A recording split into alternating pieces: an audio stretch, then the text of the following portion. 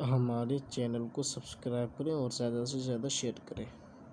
یہ کورونا کی وبا جو کافی عرصے سے ہمارے ہاں چل رہی ہے بلکہ پوری دنیا میں، تو اس کی ایک دوسری لہر آج کل آئی ہوئی ہے، اور ڈاکٹروں کا کہنا ہے کہ یہ پہلے سے زیادہ شدید نوعیت کی ہے، اور خود ہمارے جاننے والوں میں، اصحاب مدارس میں، مساجد کے سے تعلق رکھنے والوں میں ایک بہت بڑی تعداد اس وقت اس کورونا کی بیماری میں یا مبتلا ہے یا وفات پا چکی ہے۔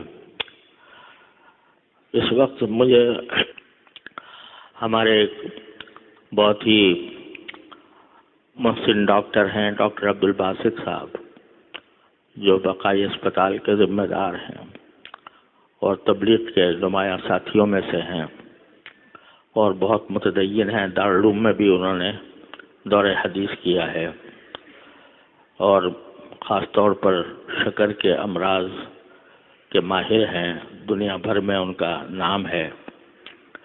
پچھلی مرتبہ جب کورونا کی وبا آئی تھی تو انہوں نے مساجد کے سلسلے میں اور جو مختلف علماء کی طرف سے مطالبات آ رہے تھے ان سب کا میں ساتھ دیا تھا۔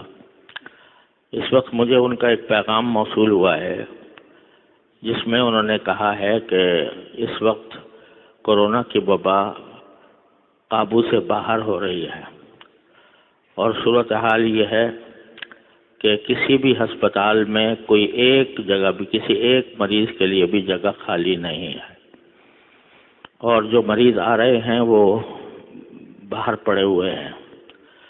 تو انہوں نے مجھ سے یہ درخواست کی ہے، یہ فرمائش کی ہے کہ میں یہ اعلان کروں کہ تمام لوگ بڑی احتیاط سے کام لیں، اور جو احتیاطیں بتائی گئی ہیں ان پر سختی کے ساتھ عمل کریں، خاص طور پر ماسک پہنے بغیر گھر سے باہر نہ نکلیں۔ اس وقت ہمارے جاننے والوں میں مولانا عاصم ذکی صاحب رحمۃ اللہ علیہ، جو دارالعلوم جامعہ علوم الاسلامیہ بنوری ٹاؤن کے بڑے مقتدر اساتذہ میں سے تھے، ان کی وفات اسی میں ہوئی ہے، اور بھی ہمارے حضرت مولانا حکیم اختر صاحب کے صاحبزادے مولانا مظہر صاحب اسی میں مبتلا ہیں، اور بھی متعدد حضرات اس میں گرفتار ہیں اور بعض کی وفات ہوئی ہے۔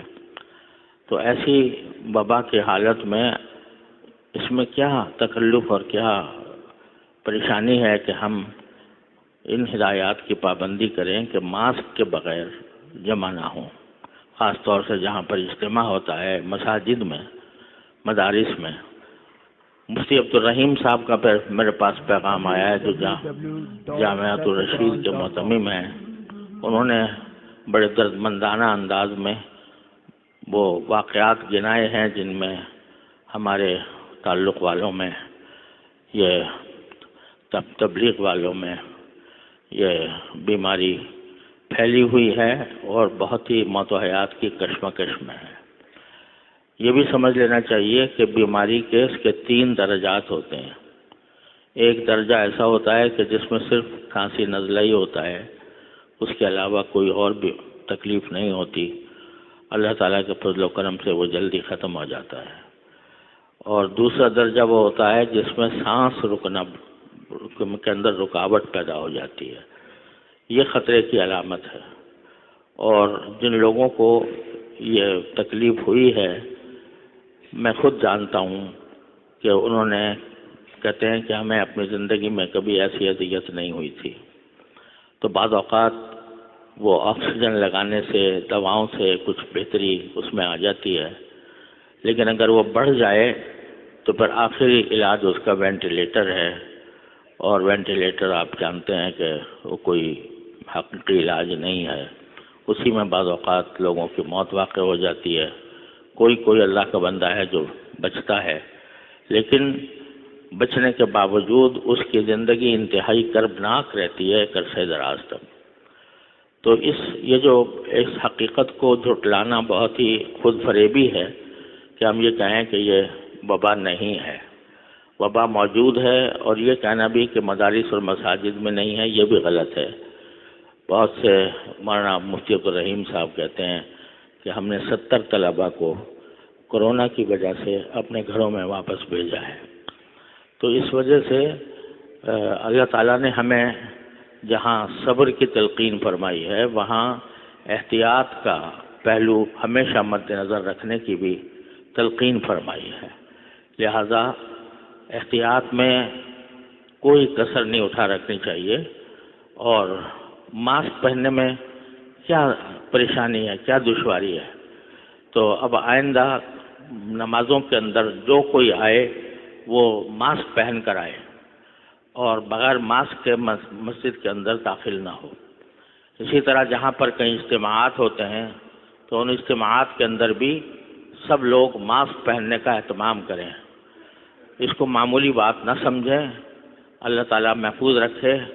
یہ اگر بلا آگے بڑھتی ہے، اس وقت آج کی رپورٹ کے مطابق 4000 نئے کیسز آئے ہیں.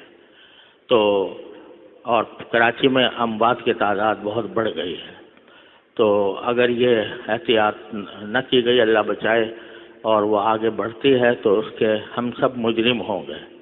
لہذا سب حضرات سے دستبستہ گزارش ہے کہ وہ ماسک پہننے کا اہتمام کریں اور ماسک پہنے بغیر کسی اجتماع کی جگہ میں ہرگز نہ جائیں.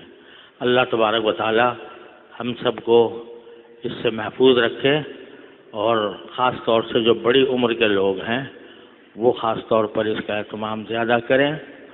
اور یہ بلا وبا جو ہماری شامت اعمال سے آئی ہوئی ہے، اللہ تبارک و تعالیٰ اپنے فضل و کرم سے، اپنے رحمت سے ہمارے گناہوں کو معاف فرمائیں، اور اللہ تعالیٰ اس وبا کو، اس بلا کو ہم سے عافیت کے ساتھ جلدی دور فرما دیں. اس کی دعا بھی ہر نماز کے بعد کرنے